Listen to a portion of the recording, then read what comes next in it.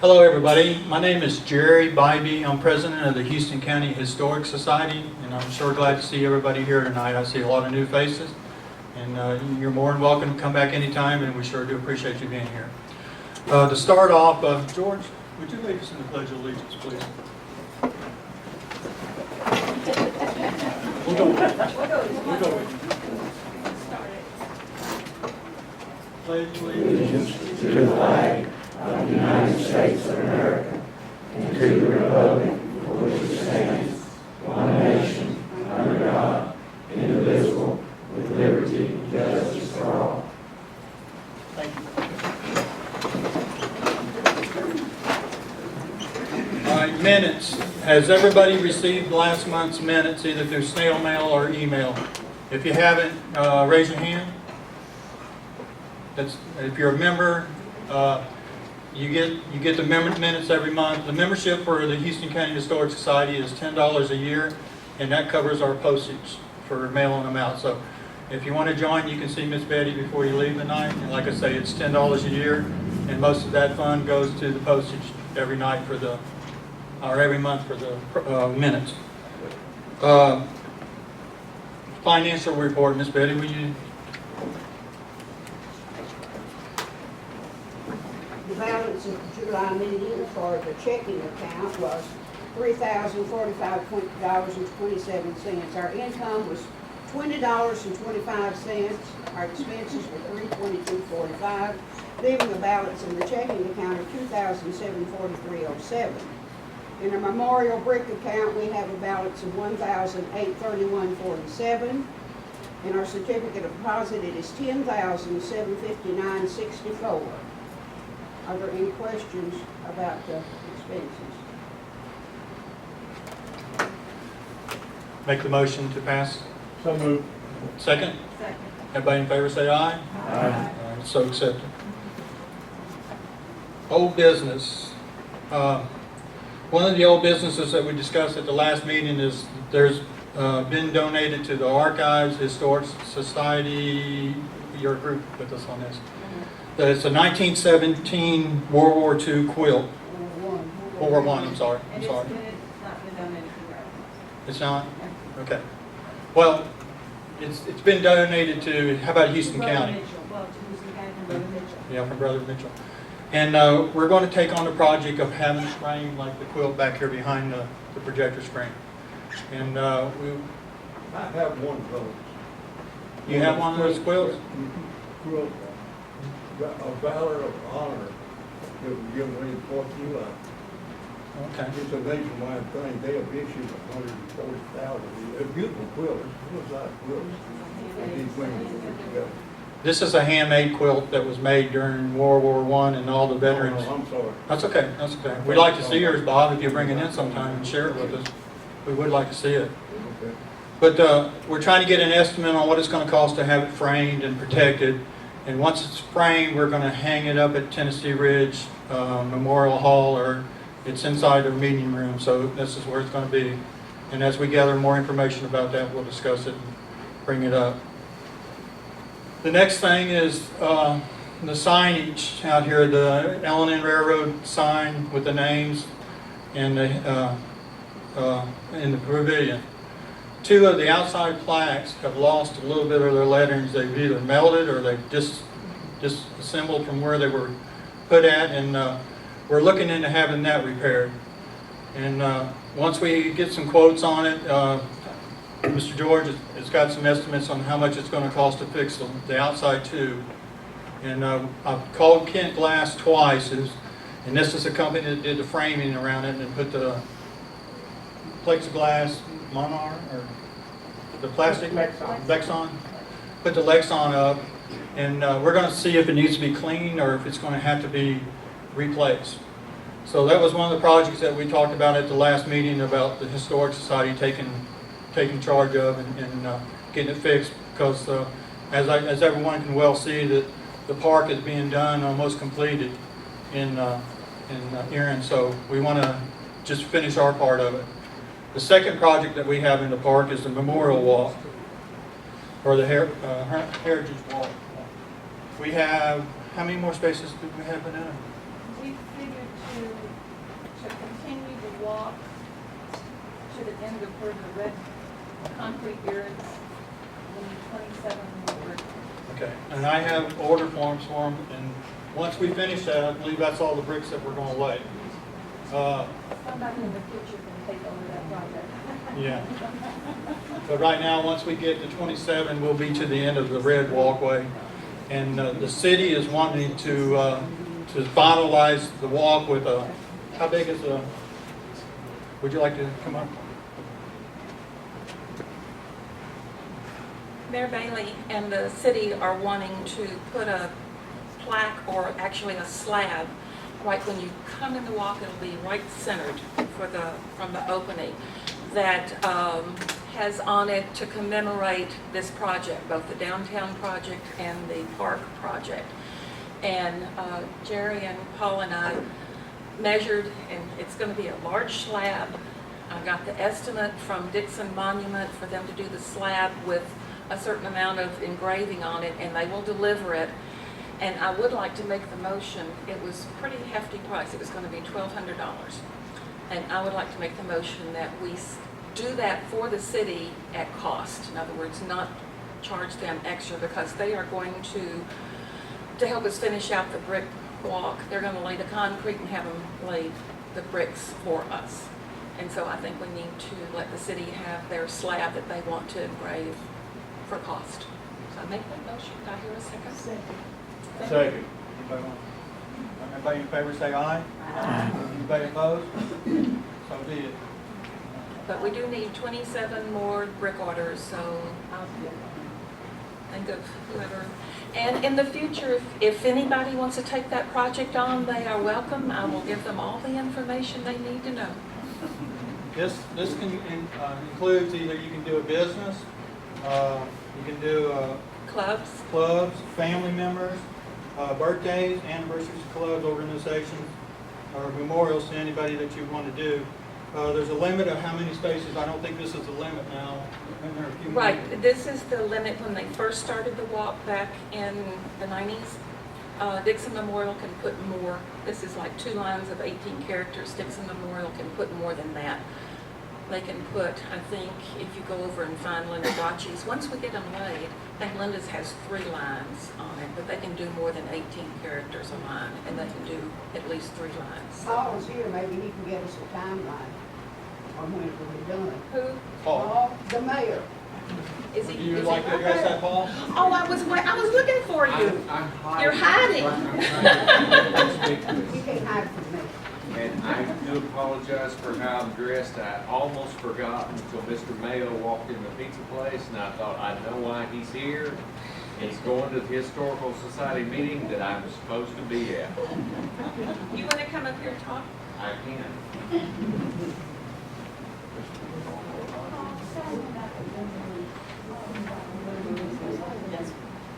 Yes. Okay, yeah, real quickly, Miss Betsy had something else that we're trying to do. $5. $5? In that case, I need to hold on to it because, you know, I need to get maximum effect. He said $5, so let me see if I got $5 in my pocket. I ain't got a place to hold it. Oh, I think I got $5. Okay. No, seriously. We do want to, the city wants to continue the walkway. We feel like that with what we're doing with the downtown project, it's a good time to at least get the walkway to the end of the red brick. If y'all have not been out there, there's the red brick, the new entrance to the park, and we would like to get to the end. We would also like to take this opportunity to kind of, I believe it was we decided maybe 1996 or somewhere around that time, somewhere in the 90s, the brick walkway was started. It's 2016, it's approximately 20 years later. We feel like it's a good time to the Historical Society started that as an effort to identify the past. And we want to connect it to the present, which is the downtown revitalization. So we're going to connect the two if we can, and that was why the slab project thought was put into place.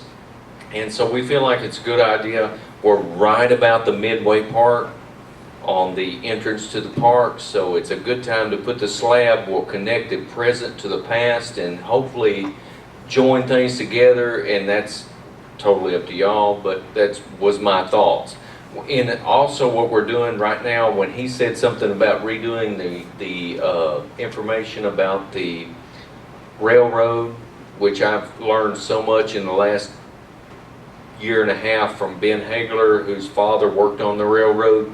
But it's a good time, I think, to do the plaques or redo those, because we also, the city has just committed, we're taking bids right now for the replacement of the roof for the pavilion. We also are taking quotes for some new signage in the park for the downtown. And we would like to continue making the park a better place. And one of the thoughts we're doing now is we're going to continue the walkway. It may not be paved, but we're looking at continuing the walkway in the fall. We're going to try to continue it to the city limits, which is about if you go over the bridge right there by flood zone, there is right across the street, and I hate to say that belongs to the city because it doesn't look as good, but we're going to work on that, I promise. We're going to make it look better, and we're going to take the walkway. Our hopes is to take the walkway from there throughout the city to the city limits going towards Tennessee Ridge. And like I say, it won't be paved, it may not be quite as nice, but we've looked at it. There's a nice gravel foundation, so if we do some mowing, some cleaning, some just taking care of some vegetation, some overgrowth, some limbs, it'd be a nice walkway or a bikeway that we could utilize for the city. And to remember the railroad, which is part of the reason that you have the park signage in the pavilion, and we would like to continue that and make it look a little better. So that's some of the things we'd like to do, and we appreciate your support. We appreciate what you're doing with this signage. You know, and sometimes you don't realize how much it means to people, but when I've walked with Ben Hagler, and his father's a member of the railroad, and he tells me stories in the morning, it really means a lot to some people. So we appreciate that. Do you have any questions real quick? I don't want to take over your meeting. I know you have a lot of stuff to go over. I don't know, $5 doesn't get very much these days. Are you telling me you want 10 now? Oh, okay. Any questions real quick about it? If not, it's yours. Thank you, sir. So these are the projects that we're working on, and we're trying to get estimates on it, and we're going to decide about funding it a little bit later, but we have talked it over, and once we get everything settled up, we will have a board meeting and discuss this. For those who don't know, the bricks are granite, and they're 12 inches by 6 inches, and they're $75 a piece. And they're pretty thick. They're probably 4 inches thick, so it's a really nice stone. And if you haven't seen the Memorial Walk, one day this week, or if you find a cool day, just walk out there and check it out, because it's really nice. It is. Vanetta, didn't you have something else you wanted to? Oh, yes. Can you do that? Is Cherry Busher here? I missed the mayor. I don't see Cherry. Okay. Yards and Yarn has given me a quote. Anyway, they've done a quote for the plaque for Nana, for the Nana Marable was, boy, that takes me back. Nana Finley, our Houston County historian who passed away in 2014. We have plaques in the courthouse for George Houston Bateman and Charles Lovelady. We want to do one for Nina. And it's going to be $235, something around there. Okay, so I got approval from the board to go ahead and order it. Cherry was going to bring a rendering of it, other than I've just got the wording. And since Cherry's not here with what it's actually going to look like, I'm going to pass the wording around. If anybody has any suggestions or wants to change anything on it, let me know now before I give her the go-ahead. Thank you.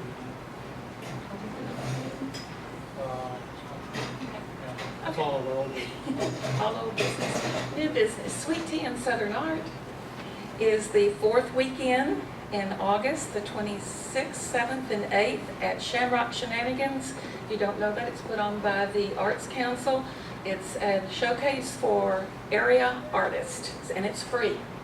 So everybody come by on the 26th, 27th, and 28th at Shamrock and Shenanigans and vote for what your favorite painting is. We've got adult categories and youth, and the winners get a gift certificate to an area restaurant.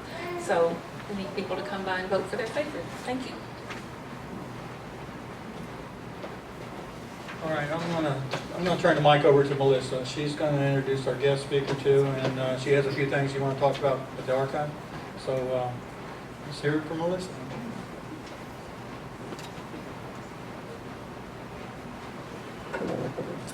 Wow, look at this great crowd.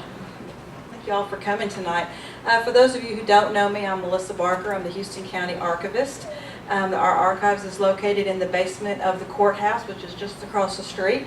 So come by and see us sometime. We always love to have visitors. We've got displays and exhibits of documents and artifacts. My philosophy is that we should look at our history and not box it and put it away. So come see us. This week has been a difficult week for me and the archives. For those of you who don't know, Miss Ann Sykes, who was our very faithful volunteer in the archives, passed away Thursday suddenly in a horrible car accident. And so I actually today thought I heard her coming down the hall. I heard the elevator ding and thought I heard her coming down the hall. So it's been very difficult to walk in the archives because she's always been there. So her services are Friday from noon until 2 at Nave's Funeral Home, and then her actual service is at 2 o'clock. It's a memorial service. So if you remember Miss Ann Sykes or knew her, please come by and pay your respects. She will be greatly missed, not only in the archives, but with the Friends of the Library. She was a passionate lover of animals, and she loved all human beings and animals. She was a very gentle person, a gentle soul, so she will be missed. And I'm going to introduce our speaker tonight. He is a friend of mine. I'm glad to call him a friend. He's also a fellow archivist. He is our archives volunteer for the Stewart County Archives. He has been an avid genealogist for 35 years and has deep roots in Middle Tennessee. He is a regular volunteer at the Stewart County Archives and has written 12 books of Tennessee genealogical records in support of his goal to increase access to original records for fellow researchers. He serves on the executive board of the Middle Tennessee Genealogical Society and maintains its website.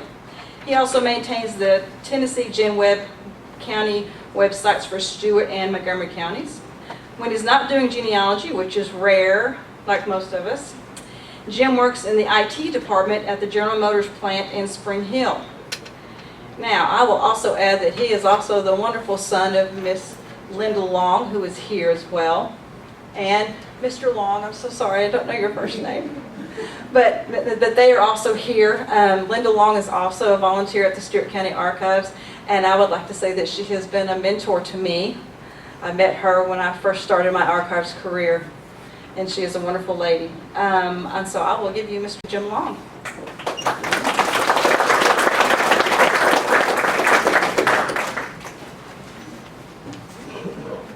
Thank you for that introduction. It's an honor to be here. I do appreciate the invitation to speak tonight. I do have Houston County roots as well. Not as many as I'd hoped to find in the archives when I've visited Melissa, but on my dad's side of the family, we have Vickers and Barnes people at the mouth of Hurricane Creek. So I'm proud to have some people buried here. Not too many.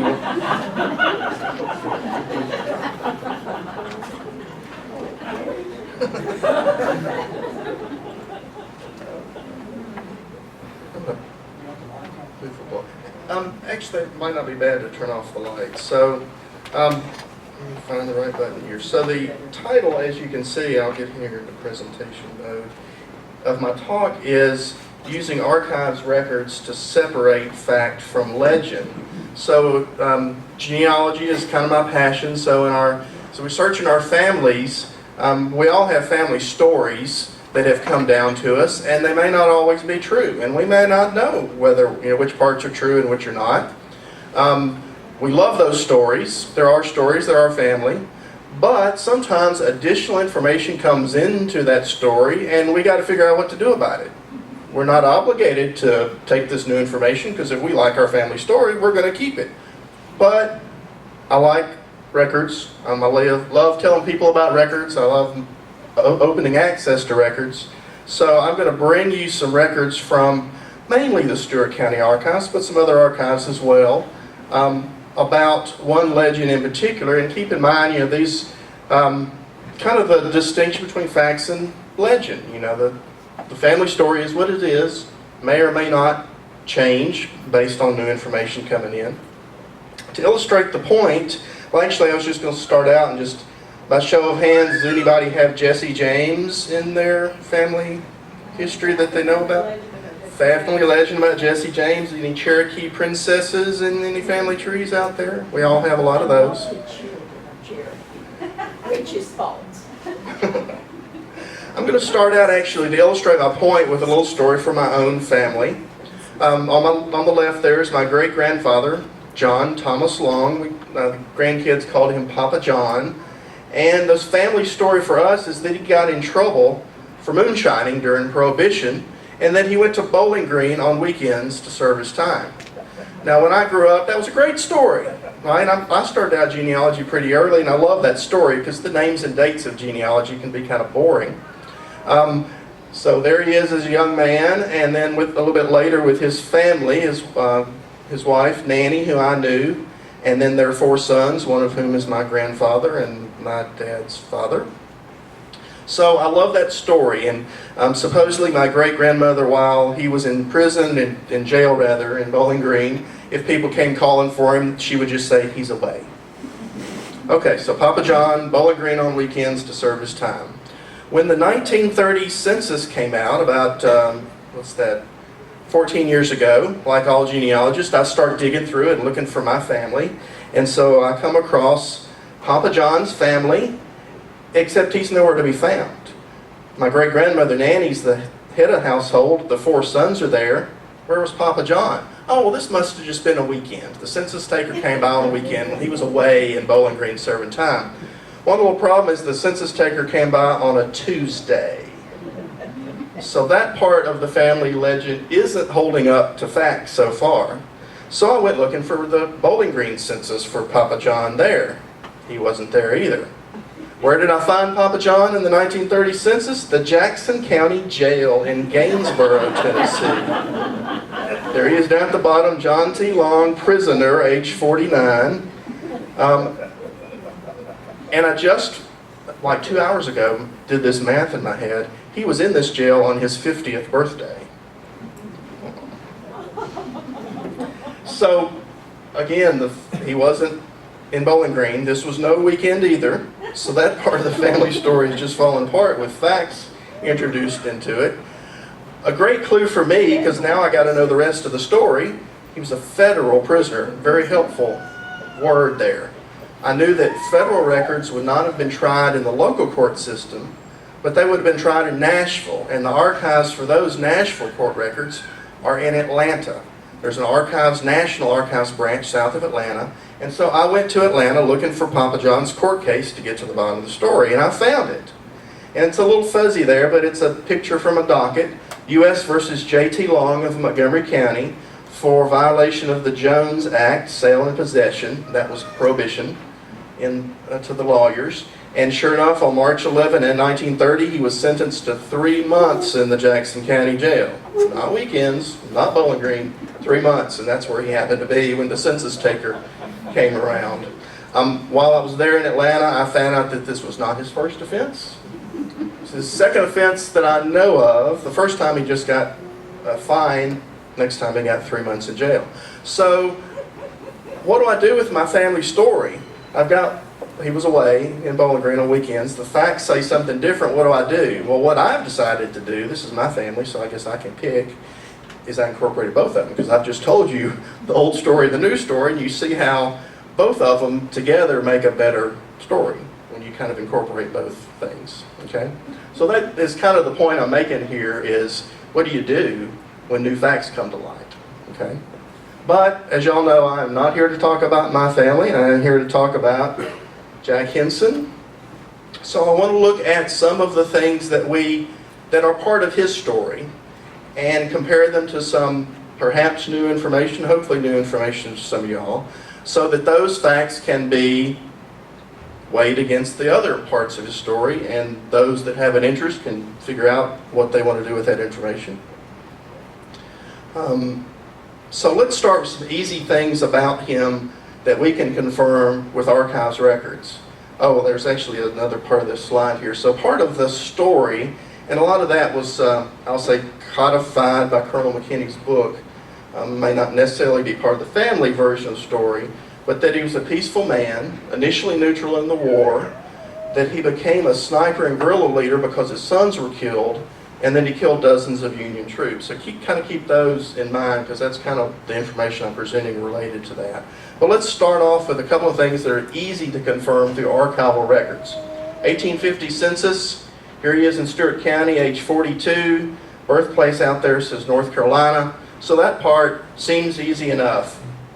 I gave you a little inset down here. He also owned one slave who was a 12-year-old female in 1850. 1860, here he is again, John Hinson, 1860, Stewart County. Age holds good, so at 1807, birthplace in North Carolina, still holds good. In 1860, he owned two slaves, a 42-year-old male and a 23-year-old female. It's probably the same female from the 1850 census. So that part of, was he or wasn't he born about 1807 in North Carolina? Yep, seems like it, it all matches. Okay, another part of the story is that he was married to Elizabeth James, Stewart County, about 1835. We have one problem in research, is that the marriage records in Stewart County don't survive before 1838. There was no law actually to keep the records until 1838. But we know her family, Elizabeth's family, was in the county early. They had been in the county for many years before she and Jack got married. We know that Jack would have turned 21 in 1828, if you do that math. So we should start seeing him appear in the tax records, paying at the very least a poll tax, even if he owned no land.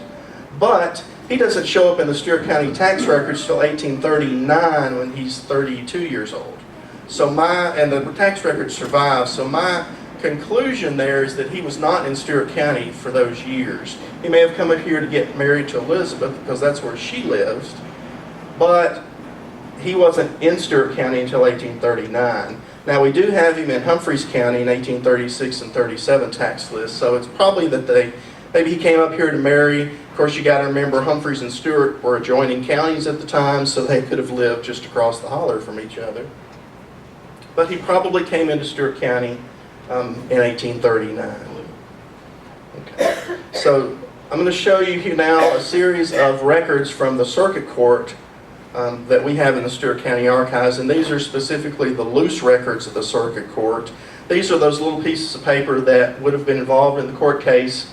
After it was all said and done, they were all folded up, filed away in the clerk's office, never to be seen until, and just only very recently in the Stewart County Archives, have we processed these records. So these records that I'm about to show you have all been folded up, and nobody's seen them for 150 years, not even Colonel McKinney when he was preparing his book. Okay. Samples of what you might find in the loose records of the circuit court. On the left is a bond.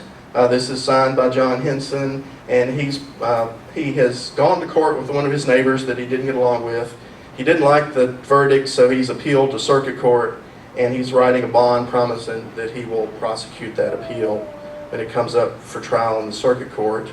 Other things you see in these loose records are a summons to the sheriff to go get somebody to testify. This is actually from the same court case, these two documents, and I'll talk a little bit later about his neighbor G.W. Bufford. But you see a list there of witnesses that are being called to court. Albert Rougemont, W.W. Lancaster, J.C. Cook, and the Crisp family are being called to testify in this particular case. So it's these pieces of paper that we're just now processing, or we've just finished processing at the archives, so that y'all come see them and look at them and see what you think about them. Okay? We do have these circuit court records, by the way, if you got Stewart County folks, back to 1809. Our earliest circuit court loose papers that you can come touch. If your guy signed them, 1809. Okay, so let's start looking at some of the court cases we have on Jack Hinson. And I'm going to suggest that as we're looking at these, you think about, you know, the part of the legend, was he or was he not a peaceful man before the war? So here's a case in 1839, M.M. Bruton versus John Hinson. This was a shooting contest. So the two men had agreed, shooting contest for money, best shot wins. Jack thinks he won the shooting contest, refused to pay Mr. Bruton, who thought he won the contest. Mr. Bruton took him to court. Okay, so that's what this case is about. It's the earliest case we have in Stewart County on Jack. Let's move forward to 1841. Things get a little more serious. State case versus Jack Hinson for assault and battery on George Sexton. Okay. 1844. Let's come forward a little more. This is John Hinson suing his neighbor Jared Crisp. Crisp had said some mean things about his neighbor. He had accused Jack of well, I'll show you here in a minute, but he said some bad things about Jack in regard to a slave woman named Harriet. What Crisp said about Hinson was that he had committed repeated acts of adultery with this slave woman named Harriet, that she had gotten pregnant, and that he had beat her, causing her to lose the baby. Jury ruled this was a true bill. So they decided that Crisp was telling the truth in this particular story. 1845, State versus Jack Hinson and others fighting in the public square in Dover. Some sort of row in the square. I don't know why Jack got his name put on there instead of all the others. But maybe he had already had a reputation by this point. You see on the left that it was signed a true bill by Jacob Parchment, forming the grand jury. That's Houston County Parchment's there. Parchment now. Still in 1845, State versus John Hinson for assault and battery on Jonathan Skinner. He pointed a gun at him at close range. Another true bill. Another one a little more serious, still in 1845, State versus John Hinson for beating a slave named George belonging to Nathan Skinner. So the details of this case. Hinson had accused that slave George of using insulting language towards a white person. But the JP found George to be innocent. However, Hinson took to beating George 27 times with a cowhide before he could be stopped. And so he got prosecuted for that. Jumping along to 1848, State versus John Hinson for killing a mare belonging to Albert Roeder. And in pencil, you can't even read it there, but it says the witness for the state, Mr. Roeder, testifies that Hinson had said hard things about Mr. Roeder. And Jack apparently killed his mule and part of the dispute. The witnesses you see there listed, Albert Roeder, who was the victim here, another of Jack's neighbors, Frederick Rougemont, were both sworn to testify for the grand jury. Jump up to 1857, State versus Jack Hinson for assault and battery on Elbert Crisp. This is actually the only one of the Jack Hinson case files, and we have a bunch of them, that is not a true bill. All the rest of them were a true bill, so the grand jury found enough evidence from the witnesses to send the case for trial. But this is the only one we have that was declared not a true bill, and it was signed, Mr. Hogan, by Marmaduke Norfleet, one of your esteemed cousins, foreman of the grand jury. 1858, State versus Jack Hinson for assault and battery on Henry Cathy. Lots of assault and battery. 1859, Jack Hinson versus George Bufford and a countersuit, George Bufford versus Jack Hinson. They were two neighbors who did not get along. Supposedly Hinson moved a fence that blocked the road through the neighborhood. And they sued and countersued, and it went to court. And there was because, as I think now you can understand, there were other cases involving Jack going through court at the same time. They had to refer to this one as the road case. Must have been a big buddy of Buford's. So one of the witnesses for Bufford, it was one of Jack's neighbors, Albert Rougemont. We'll hear more about him just in a moment. His brother Frederick was one of the people who testified on behalf of Albert Roeder, the guy whose mule got killed. So I've kind of run through there many of the circuit court cases that are civil cases, or yeah, state cases rather, involving Jack. If you add them all up, no person was prosecuted more times in the 1800s in Stewart County than Jack Hinson. It is a mathematical fact. I showed you the state cases. I didn't show you all the civil cases where he was fighting about civil things, okay? So, was he a peaceful man? Okay, let's move on to another part of his story. That he was neutral in the war until his sons were killed. This is an interesting one. We happen to have the election records in Stewart County going back to the 1840s, and we have 3 of the elections from 1861, Civil War time frame. First I'm showing you here is June 8th, 1861, officially was called the Resolution for Separation and Representation. If you may recall, back in February of that year, there had been a vote that narrowly was defeated about Tennessee seceding. Then Fort Sumter was fired on. Lincoln called for 150,000 troops to put down the revolt, and Tennessee said, hold on, we want to vote again. And this time, by not a close margin, Tennessee voted to secede. A little something goofy here, and I've showed you this for those of you that were in Dover. This is Jack's district, District 7, Stewart County, 8th of June, 1861. He shows up to vote. This is a unanimous vote, by the way. Everybody who voted for secession. And Jack Hinson was one of the voters listed there. He was listed as number 669 in that district for that election. Problem we got is there were only 200 men eligible to vote in that district. So the fix was in this district. Not so for the other districts. This was the only one where there were 1,000 people in a 200 voter district. But Jack Hinson turned up for this vote. Later that year, August 1st, there was a vote for or against the permanent constitution of the Confederate States. No shenanigans here. Voter number 199, J. Hinson, also turned up for this vote. And then again in November, the election for President and Vice President of the Confederate States of America, number 46, John Hinson. So every time they let him vote for the Confederacy, he turned up to vote. Was he neutral? Let me show you another document. It's from right here in Houston County. In Melissa's vertical file, she has a statement of Jack's regarding the Battle of Fort Donelson that had taken place a year prior.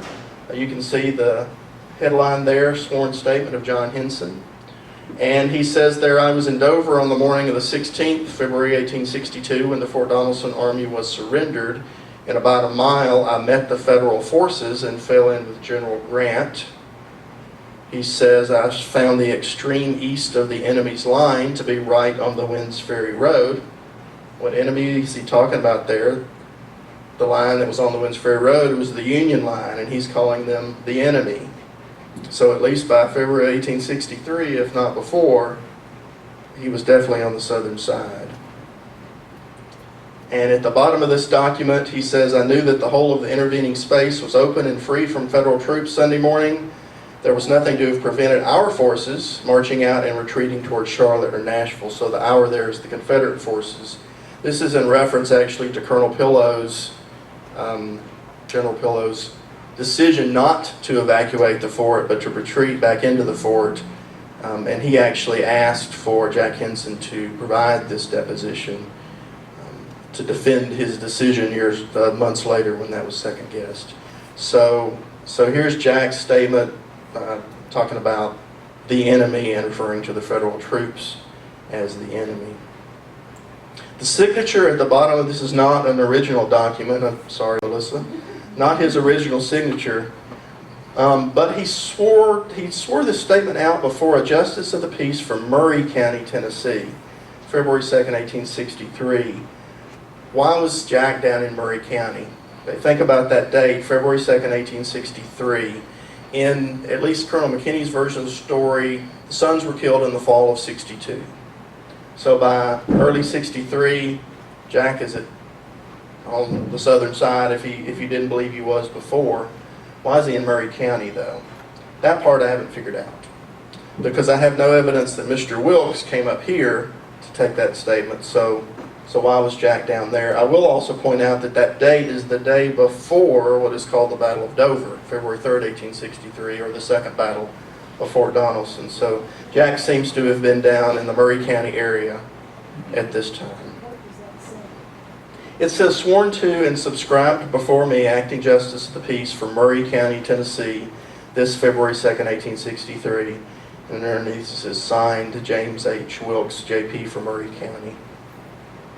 I did a little research on Mr. Wilkes and what regiment was he in, and were they ever anywhere near up here, and I don't find that they were, so my inference is that Jack went down to Murray County for this statement, which was requested by General Pillow. Okay. So far I've shown you records from the Stewart County Archives and the Houston County Archives. Let's look at another archives for some more records. This would be the State Archives in Nashville. They have an awesome Civil War collection. And is that out of focus? Or is it just my glasses? I just now noticed it, but I'm not wearing my glasses.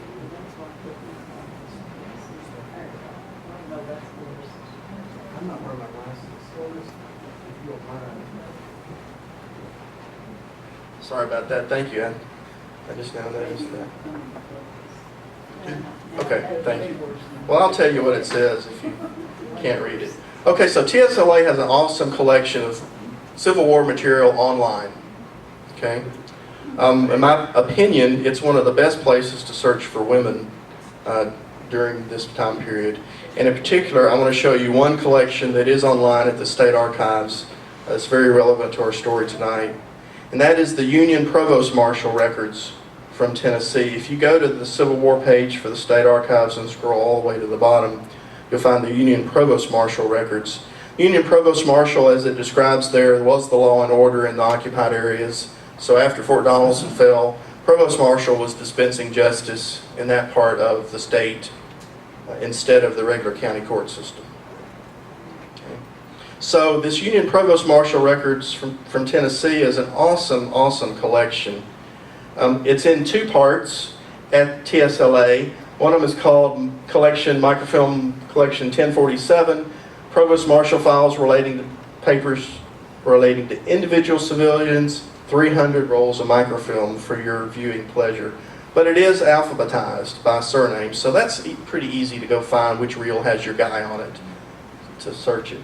The other one, which is the one we're going to dive into, is Microfilm 1607. Provost Marshal file papers relating to 2 or more civilians, another 94 rolls of microfilm. That one is not indexed. And this collection does cover all states, by the way. The collection is complete at TSLA, so even if you got an out-of-state person, you can find him in these collections maybe. But because the 2 or more civilians is not indexed, TSLA has done a wonderful thing for us. They've created an index, and it's online. So from your couch, you can come to this website and search for everybody that you ever know that was living during the Civil War in Tennessee to see if they showed up in the Provost Marshal records. Okay. So if you go to this and you search for Jack Hinson, you'll come up to case file 4220 out of this 2 or more civilians. So I'm going to show you some depositions from that case file. Rebecca Lancaster, March 4th, 1863, says, Jack Hinson was a good neighbor, would take his dram sometimes, occasionally got into squabbles on coming to town. We saw that fight in the courthouse square. I don't know, but I've heard from neighbors that he was on the southern side in politics. Elijah Lancaster, her stepson, gives his deposition saying Jack Hinson was as good a character as common. He used to, when younger, to get into spars occasionally. He was an open secessionist. He used to be a fighting man. I know his sons do not know that any of the family have been among the guerrillas. That is a very important verb right there. March of 63, this is several months after the sons were supposed to have been killed, and the neighbors say, I know his sons. Not I knew his sons, but I know his sons. Okay? So, were the sons in fact killed in December of 62? This suggests maybe they were still alive at this point. We have some notes from this case file, probably from the Provost Marshal, that says the names of the Hinsons are John Hinson or Jack the father, Richard, George, Albert, and Joseph. Again, that verb is important. They are, not they were. So no mention here in February of 63 that the sons are dead. Another deposition from Lucinda Wagner, same date. Hinson might have said in my house that he would beat Rougemont. He is, I suppose, a secesh. Mr. Rougemont and I were not on good terms, but I don't know much about him. I know Hinson well was always treated by him. So we see there Albert Rougemont, the neighbor, that we know testified several years earlier against Jack in the Road case. Edmund Campbell says, I knew Hinson personally, did not know of any bad quarrel between Rougemont and Hinson, but Hinson said that somehow he and Rougemont could not get along well. He said he believed that Rougemont was the cause of his house being burnt. So the part of the story that the federal troops burned the house, the neighbors thought that Jack thought that Rougemont had something to do with that house being burned, is what Mr. Campbell is saying here. I've not told you yet why the Provost Marshal was taking depositions from people about Jack Hinson and Albert Rougemont. The reason was that Jack Hinson murdered Albert Rougemont on December 31st, 1862, and that's in this case file as well. The widow, Rebecca, says we had been afraid for nearly a year that Hinson would kill my husband because different persons told us he had threatened to do so. Rougemont was a Swiss immigrant, a neighbor of Hinson. He did not turn up for any of the 1861 elections, so he probably was one of those Swiss neutral people. And as I said, he had given testimony against Jack in a civil court 3 years before this murder. A lot of the testimony here in this case file has to do with Jack's laugh. They were asking people, did Jack have a distinct laugh? Because the widow said she heard him riding off after the murder laughing on his horseback. And so they were asking the neighbors, did he have a unique laugh that you would know or not? The neighbors all said, no, nothing that we really would recognize. But we're talking about family legends tonight, though. This case file does not tell us what the verdict was. We don't know whether the Provost Marshal said there's enough evidence here to say that he did it or he didn't do it. But I'll tell you that there are still Rougemont descendants in Dover. Their family story has always been that Jack Hinson killed their ancestor. So that's their family story. George Bufford, the neighbor that he never got along with, said, I have heard it remarked since the murder that it was probable it was done by Jack Hinson. Hinson was an overbearing and revengeful man. So again, was he a peaceful man before the war? Were his sons still alive at this point? You know, what prompted this to happen? We see evidence they didn't get along, but something surely happened. But maybe this ties in, perhaps, to why Jack is down in Murray County a month before these depositions were being given. We don't know, but it's possible. Let's look at another part of the story, that the reason he became the sniper is as the revenge for his sons being killed. The Nashville Union American posted a premature obituary of Jack in February 1873. But a retraction about a month later saying, oh, we're happy to learn from the Dover Record that he really is alive and in good health. May it be long before his obituary is written.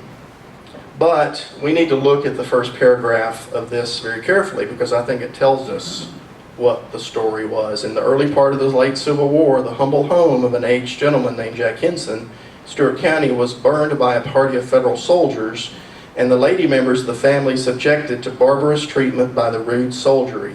This so incensed the father and husband that he vowed eternal vengeance against the invaders of his land and the despoiler of his home. So when he was still alive, and they thought he was dead, this is what his contemporaries said was the motivation for him becoming the sniper. You see no mention of the sons being killed here. You see the burning of his house and the ill treatment of his wife and daughters. So how did we get to this version? I don't know. I have not seen any archival records, and you probably never would see records that say this is how that part of the story came to be. We know there is a tale about when the gun was changing hands. Jack was supposedly to have said, "They killed my boys." And so that may be where the origin of that is. But at least while he was actually still alive, his contemporaries thought this is why he became the sniper, because of the burning of his house. And we see that he suspected his neighbor Rougemont had something to do with it. This is interesting to me as a genealogist, is if you found an obituary for your ancestor, would you keep looking for another obituary? We don't normally think to do that as researchers, but Jack has two, because he actually did have one. I think I may show it on a later slide, but he died in 1874. But at the very least, this is the version of his story at the time they thought he was dead. I want to show you another part. I didn't preview this, but there's another part of the legend, at least in Colonel McKinney's book, that he was persecuted after the war. And Colonel McKinney cites this article from the Clarksville Tobacco Leaf, June 18, 1873. Captain Jack is to be tried by a military commission, is what it says. However, if you look in 1 week prior to this paper that he quotes in the book, June 11th, 1873, you see another article about Captain Jack. Captain Jack has at last been deserted by his followers.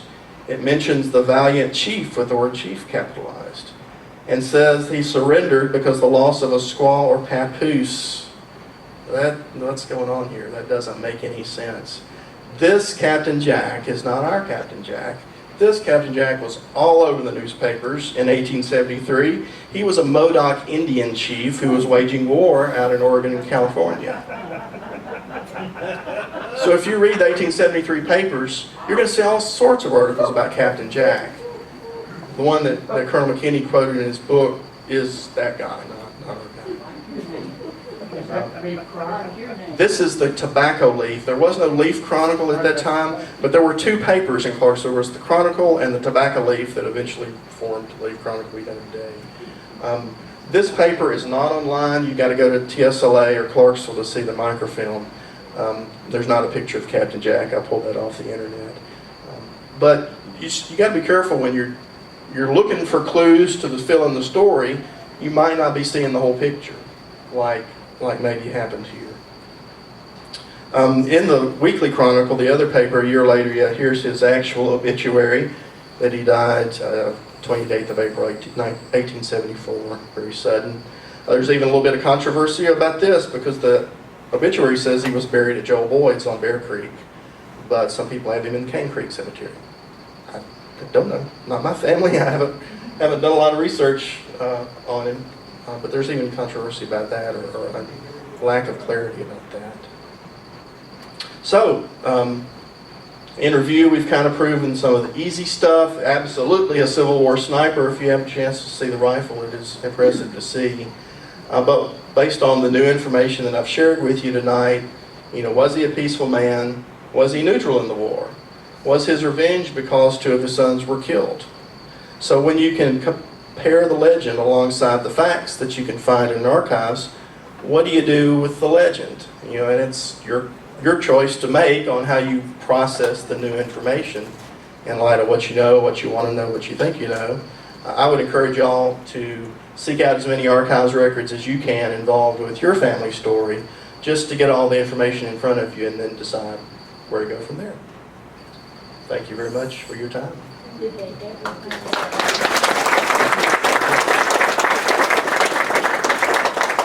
The question was, did they ever find out about his son's dying? I don't know. I don't know. I mean, I know there is a document and I've seen it, but I've never seen what me as a researcher would cite as proof other than testimony from him maybe when the rifle was being handed off to where it was that. Never saw anything in But- the newspapers or anything. that but, he you know, died as normal deaths or I have asked people at State Archives if they did, if the Union Army really did kill the sons, they wouldn't write it down. They would not have written that down. It wouldn't have been in the papers. The Union Army wouldn't have certainly bragged about it. So that's that part of the story. You're never likely to find any documentation on when it happened. But if you found the post, the family would have written it down somewhere and they would have buried it. Well, I mean, the story is alive and well in the family, right? I don't have any information to tell you from an archival perspective, you know, when did that event occur? I don't think it occurred when maybe other people think it occurred, based on the information I'm showing you tonight, the testimony there. The records at Fort Donaldson, the military records, are they public? Are the military records at Fort Donaldson public? I'm going to look at Ski for the answer to that. Because I don't know. There's some that are searchable. There are some that are searchable. You have to make an appointment, but they are searchable. Searchable, but you have to make an appointment. One thing I would recommend is probably waiting Yeah. until they get back Yeah. in their visitor center. They're right now temporarily in another visitor center across the road at Stewart County Visitor Center, but so I imagine a lot of records are boxed up right now. Tom McKinney did tell me that he did go through the records. What? He told me that he went through the records at Fort Donaldson. Tom McKinney did? Yes. So I just wondered if there's more information. Oh, there may very well be. I mean, I didn't do that. I'm, you know, basically just adding to the conversation the stuff we have found in the Stewart County archives that may or may not agree with what we. Would that be What we something got the today. TSLA would? Would TSLA have those records? I doubt Would it. they go into looking for some records and archive them or no? Would TSLA archive the records that are at Fort Donaldson? Is that your question?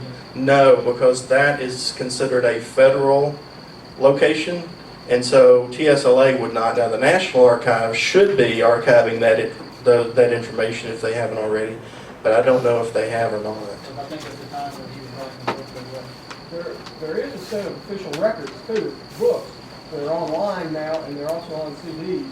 Official records of the Civil War. Yeah, the OR, you know what, when I say the OR, the official record that Ski referred to, I don't have the address here, but if you are a Civil War buff and you're researching, you know about the OR, the official record, it is online at Cornell University. If you search for Cornell University official record Civil War or something like that, you'll find it. And there's an index where you can search for Hinson and pull all the mentions, because there are mentions in the OR about the guerrilla activity and where they captured one of the sons, and you know, the ordering the execution and the escape and that kind of thing. But I will tell you, I've read the book, but I'm not a student of the man. just sharing the information that we have processed at the archives to add to the story. Where did you find this particular information? You said you just got it, how did you come by it? Well, how did we come by this information? It's just been in very recent years that we have processed the records from these decades at the archives, you know, opening them and cleaning them and foldering them, Like the ones that you found. exactly like Melissa does here. Yeah, it's just We found getting around to those records records. in the news records that was Yeah. folded up in a book. So it's just, those records just weren't available for anybody to research until they were processed at the archives.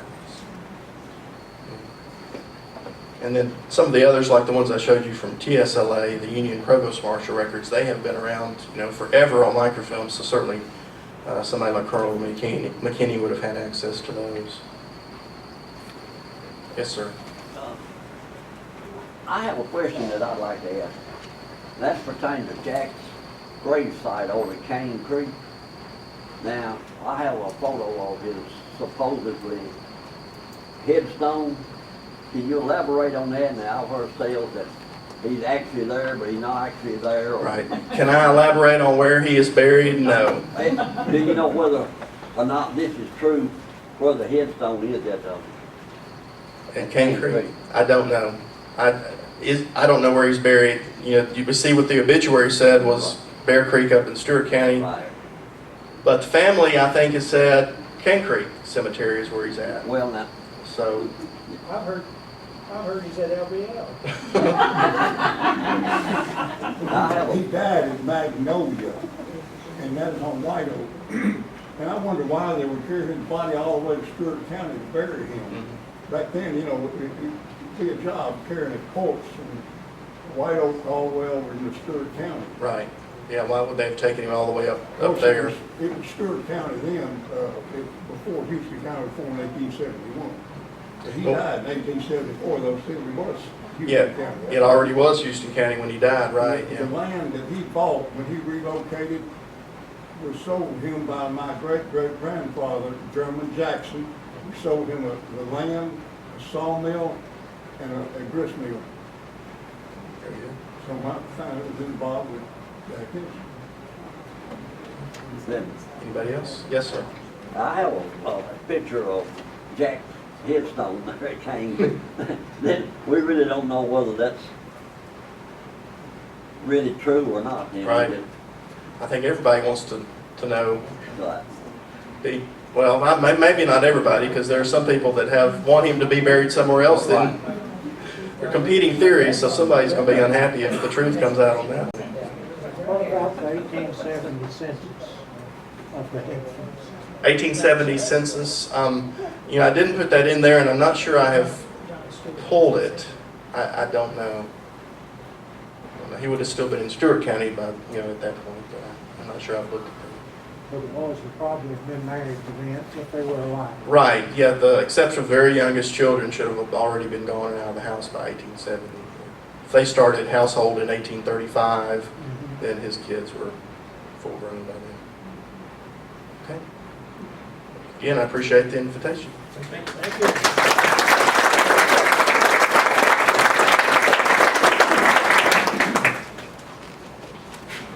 Very interesting. Is there any other business that we need to bring up before we close the meeting out? Yes. Two things I'd like to say. Okay. The flyer on the back table here about the grand reunion in October 7th, 8th, and 9th. It's going to be at the Stewart County Visitor Center. Most of it are at the Surrender House in Stewart County and Fort Donaldson. But part of it is we've contacted Colonel Tom McKinney to see if he'll come. And we're not sure he's going to be able to come, but we may not be able to do a program as such. But we're hoping he can maybe come sign books and maybe answer some questions. And we've got several other things going on with the Jack Hinson story too, but a lot of other stuff too about there, and the several things like from the reunion was held in 1890s in Stewart County, whether it was 1894 or 1897, it depends on which records you're believing. But it's when the Methodist Church was rededicated, and the Methodist Church had a Union soldier and a Confederate soldier in a stained glass window that they were shaking hands. So that was like a reunion after the war was over, and it was in 1890. 1886 is also the anniversary of the forming of the Grand Army of the Republic, so it's the 150th anniversary of that. So that's what this reunion is about. There's going to be a lot of different things Civil War related about, and it's going to be happening October 7th, 8th, and 9th. There's yellow flyers on the back table. Yeah, on the back table. One other thing, August 20th, I'm doing a program at the home place in Lame Twin Lakes on skirmish at Pine Bluff. It has a little bit of connection to Jack Hinson also, possibly that he was involved in that, but I don't know that for sure. It has one of the theories that was possible, he was involved in that. 1 o'clock on August 20th at the home place. If anybody can make it to them too, it'd be a good event to attend. Our next meeting is going to be September the 13th here at the City Hall. And Billy Frank Morrison, and I know a couple gentlemen here are in the Montgomery County Historic Society with him. He's going to do another program, the same program on the birdcage. He did it here a couple years, and it was a really interesting program, and our audio on our camera at that time failed. So we asked him to redo the program. There was a large crowd here. And those who are not familiar with the birdcage, it was a nuclear arms facility that stored nuclear weapons in the middle of Fort Campbell. And no, he let it go, but that's what it was. And he does some great documents on that. Then in October, our first meeting will be October the 1st, which will be the Danville reunion. And like I said in prior meetings, this is probably going to be one of the last meetings that they're having because all the prior members of the Danville community are deceased. And so I don't look for it to go on very much. I don't want to say that, but it seems like every year it's dying down more and more. So if you can make that, it's at the McKinnon Community Center, and it's the first Saturday in October, and they do it in the morning. They serve food there, and they have a pretty good program, so if anybody wants to attend that. And just a program note, our meeting in November has been changed to the 15th because of the election, so it'll be the third Saturday. But like I say, I appreciate everybody here, and I hope you return for some of our other programs. And everybody have a... Yes. Regular scheduled meeting in October. That's right, yes. Dean Alsbrooks is going to do a program on a month in France. That's right. No, that's all. He's changed his mind. Yes? He's going to do it on Indians in the area. Oh, okay. Okay. It should be an interesting program. So, our program, is it going to be on a Saturday? No. Oh, okay. No, it's the second. Oh, yeah, okay, that's right. The second Tuesday, which will be the 11th. And And November the 15th is the third Tuesday. That's the Correct. day that we will dedicate. yes, we will also dedicate Nina Finley, which is one of our county historians for years. We're going to dedicate a plaque at the courthouse, and that's where our meeting is going to be at the archive. And we'll do both programs there at the courthouse on the 15th of November. And thanks again for everybody showing up, and be careful on the way home.